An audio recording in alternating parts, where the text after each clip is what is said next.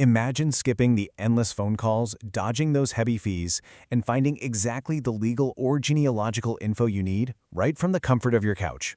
Well, welcome to This Explainer. Today, we are unlocking the secrets of how to find Ottawa County court records online completely for free. Whether you're a beginner digging into your family ancestry, or you just really need to check on some specific civil, criminal, or probate case details, this guide is going to save you some serious time and money. We're going to show you exactly how to navigate these systems without spending a single dime, and more importantly, without falling into the most common jurisdictional traps. So, let's dive right in. Okay, let's start with a massive, and I mean massive trap. If you just open up a search engine right now and type in Ottawa County court records, you literally have a 75% chance of searching in the completely wrong state.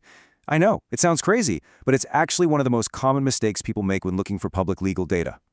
Before you can even think about refining your search parameters, you have to know exactly where it is you're looking.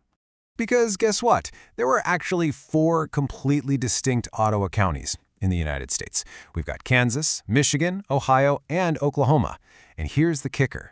These are managed under entirely separate state judicial systems. That means completely different rules, completely different online portals, and entirely different software. If you're trying to find someone's divorce record in Michigan, but you're accidentally searching the Oklahoma database, you're just going to end up empty-handed and incredibly frustrated. To launch our navigational rescue mission, here's our game plan. We'll navigate the systems for Kansas, Michigan, Ohio, and Oklahoma. Then, we'll break down the actual cost of records and wrap up with a warning about third-party traps. Section 1. Kansas Centralized Portal Navigation. Alrighty, kicking things off in Kansas, which is home to the 28th Judicial District. Now, they utilize a really fantastic centralized public access portal. This is great because it means you don't need to hunt down individual county websites. The whole shebang is funneled through a single state system. To save yourself a physical trip all the way to the courthouse in Minneapolis, just head over to casesearch.casecourts.gov. First thing you'll do is register for a free account. Next, you just pass the capture check, just to prove you aren't a robot trying to scrape their data. Finally, and this is absolutely crucial, use the drop-down menu to specifically select Ottawa County. From there, you can run a smart search, a party name search, or a case number search to view the chronological register of actions, which shows you all the filings and hearing dates. Section 2. Michigan, My Court System Updates. Now, if your research brings you up to Michigan, you are in luck. Ottawa County just transitioned to a state-standardized system back in December 2024. The 20th Circuit and 58th District Court records are now right there on the statewide My Court search. This lets you easily find civil cases over $25,000, felony-level criminal cases, and family court matters, so things like divorce, custody, and child support. It's an incredibly powerful tool for genealogists and everyday citizens who need actionable legal data, standardizing Ottawa County with dozens of other courts across Michigan. Section 3. Ohio. Common Pleas versus Municipal. Okay, Ottawa County, Ohio, this one can be a bit of a maze. That's because record-keeping in Port Clinton is split between 2 entirely different divisions that use completely different online systems.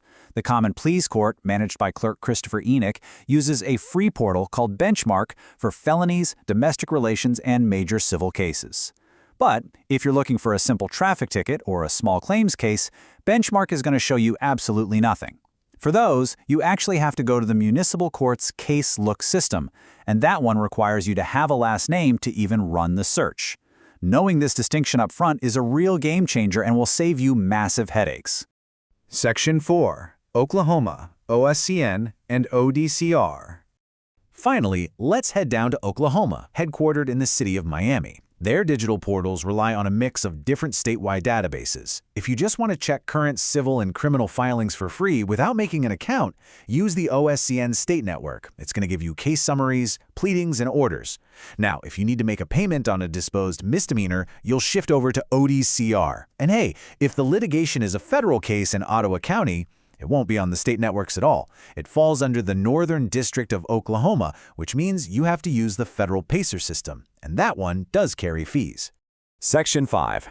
The real cost of records. So, while browsing all these online dockets is totally free, we need to get real about the difference between looking at a screen and obtaining official documents. Online records, they're strictly for informational purposes. They are not certified evidence. If you actually need physical, certified court filings for a legal proceeding, like, say, an order directing the auto title division from the Ohio Clerk of Courts, that is going to incur some hefty fees. Just to put it in perspective, a common pleas court case designation sheet from Ohio alone carries a $350 fee. So definitely browse online for free to find exactly what you need, but just be prepared to open your wallet if you require that official paper copy. Section 6. Navigating limitations and third parties. All right, before you run off to start searching, you absolutely need to watch out for third-party data aggregators popping up in your search engine. You might stumble across sites like ottawacountycourt.org. They look super official, right? But they're actually run by aggregation companies like People Connect. And their own fine print explicitly warns that their unverified data cannot be used for official Fair Credit Reporting Act purposes. Do not use these unofficial sites for employment background checks or tenant screenings, because those records are subject to change and there is zero guarantee they are accurate or timely. Always stick to the official .gov or state court portals we just went over. Also, keep in mind that official online databases basically always have built-in posting delays. For example, Ohio's municipal case look system explicitly warns you that there can be at least a 24-hour delay between a judge doing something in the courtroom and that data actually appearing online. If you are tracking a highly time-sensitive case, it's always best to just call and verify the status directly with the court clerk's office. Now, just a quick professional disclaimer before we wrap things up. Please remember that this explainer is strictly an educational and navigational guide to help you find public resources. This does not constitute legal advice. The procedures and portals we discussed today are accurate as of August 5, 2026. But as we saw with Michigan's MeCourt, systems update all the time. Always consult a licensed legal professional for specific legal concerns or if you need help interpreting the documents you find. Well, by understanding how these systems work, you are officially equipped to navigate them confidently and effectively. But honestly, it all boils down to one critical question before you ever hit search or pay a dime.